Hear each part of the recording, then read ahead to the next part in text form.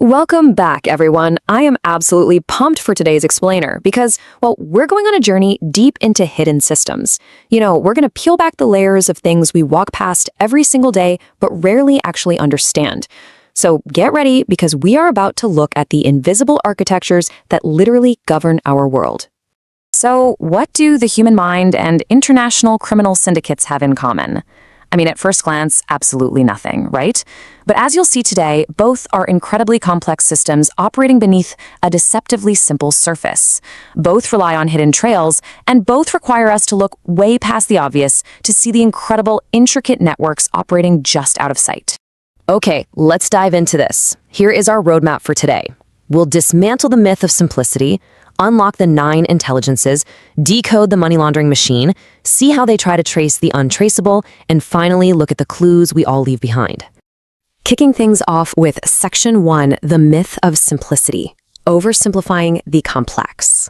As a society, we have this intense, almost stubborn obsession with boiling deeply intricate, beautifully complicated systems down to a single metric or action. We just want the easy answer, right? The quick summary, the one number that tells the whole story. For decades, the myth was that intelligence is just an IQ score, just a single number defining your entire cognitive potential. And on the flip side, the myth of money laundering is that it's just, handing over a duffel bag of cash in a dark alley like in the movies. But the truth is, the easy answer is almost always wrong.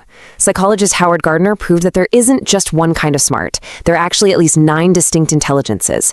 And when it comes to hiding illicit funds, well, there aren't just duffel bags, there are 10 escalating levels of financial obfuscation. Today, we are going to completely dismantle these myths. Moving right along to Section 2, Unlocking 9 Intelligences, Mapping the Mind. Now, what's really interesting here is Howard Gardner's groundbreaking theory.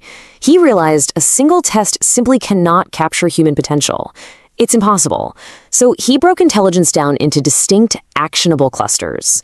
First up is linguistic intelligence. That's your skill with spoken and written words, the kind honed by writers, lawyers, and podcasters. You actually develop it by reading, writing, and explaining ideas out loud. Then we have logical mathematical intelligence, which is all about reasoning and pattern recognition. This is super strong in engineers and scientists, and you build it by playing logic games, learning basic coding, or literally just asking why one extra time. Finally, in this cluster, we have spatial intelligence. This is the ability to mentally visualize and manipulate 3D space, which is absolutely crucial for architects or surgeons. And you can actually build this just by sketching from memory or playing spatial puzzle games. Moving over to harmony and movement, bodily kinesthetic intelligence isn't just about being physically strong. It's intense neurological body control. Think Simone Biles or a master ballet dancer. It's honed through deliberate, conscious physical practice. Musical intelligence is that almost unfair ability to instantly map rhythm, pitch, and tone. You know the type. Developed by learning an instrument or actively analyzing song structures. And naturalistic intelligence is the ability to recognize patterns in the natural environment. Biologists and farmers excel here, but frankly, anyone can develop it by spending deliberate time outdoors, observing and categorizing what they see. Finally, we have the relational intelligences. Interpersonal is your outward radar. Understanding and working well with others, reading the room, picking up on micro-expressions. Teachers and therapists use this constantly, and you can build it up through active listening. Now, intrapersonal intelligence is the exact opposite. It's your inward radar. It's true self-awareness, knowing your own emotions and values, which grows through regular journaling and quiet reflection. And rounding it out is existential intelligence, found in philosophers, those who grapple with deep questions of meaning and purpose. It's developed simply by engaging with philosophy and asking why about your own life choices. So everyone possesses a unique, totally customized combination of these 9 cognitive trails. As we wrap up this look at the mind, I want you to remember this really powerful reframing. The real question isn't how smart am I, it's which kind of smart am I building next? You're probably already strong in 2 or 3 of these without even realizing it. But just as the mind is a complex, layered system we can actively build, there are other layered systems in the world built for an entirely different purpose: deception. Which brings us to Section 3, the money laundering machine, hiding in plain sight. Let's move to and see how this builds into something much darker. We're shifting gears from the empowering architecture of the mind to the hidden architecture of global finance. When criminal networks have hundreds of thousands of dollars in dirty cash, every single dollar has a story they desperately need to hide. Because if investigators find the beginning of that story, the whole shebang falls apart. It starts at level 1, called structuring. In the underworld, they call it smurfing. Criminals break large amounts of cash into tiny, seemingly harmless deposits. The goal? Avoid attention. But here's the catch. Modern banking AI systems don't just look for big numbers anymore. They actively monitor behavioral patterns over short periods. So, to dodge that AI, they escalate to level 2, the cash business. A laundromat, a car wash, maybe vending machines. Illegal cash is secretly added right into the register and mixed with legitimate revenue. On paper, it looks like a booming, completely legal business. But investigators are smart. They don't just look at claimed profits, they look at the physical trails. They compare the revenue against electricity bills, water usage, customer traffic. If a laundromat claims to be doing thousands of loads a day, but their water bill is tiny, yeah, the numbers just don't add up. As the money grows, so does the complexity. Enter level 3, shell companies. These are businesses that legally exist on paper, but perform absolutely no actual work. Zero. They are created solely to transfer money. Company A sends money to Company B, who pays Company C, who pays Company D. So the crucial point is to create a web of paperwork so incredibly dense that finding the original dollar becomes a total logistical nightmare. And guys, the complexity keeps escalating rapidly. At level 4, they use real estate. Since property values constantly fluctuate, criminals will buy and sell massive buildings through multiple entities. The profits look legitimate, and huge amounts of money can move in a single, simple transaction. Then, at level 5, we hit offshore structures. This is where the money starts crossing borders. Companies are set up in foreign jurisdictions, trusts own companies, and those companies own bank accounts. Every single border crossed and every new jurisdiction entered creates a massive legal obstacle for investigators. And that leads us to Section 4, Tracing the Untraceable, Global Complexity. We are now entering a massive global puzzle where detecting illegal money becomes seemingly impossible. Take level 6, Trade-Based Movement. The laundering literally hides inside the millions of shipping containers moving globally every single day.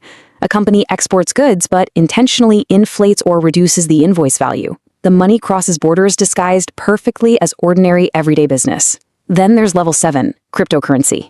Digital assets moving globally in minutes, passing through multiple wallets on public blockchains. While it's technically public, tracing true ownership requires incredibly advanced blockchain analytics to spot those suspicious patterns.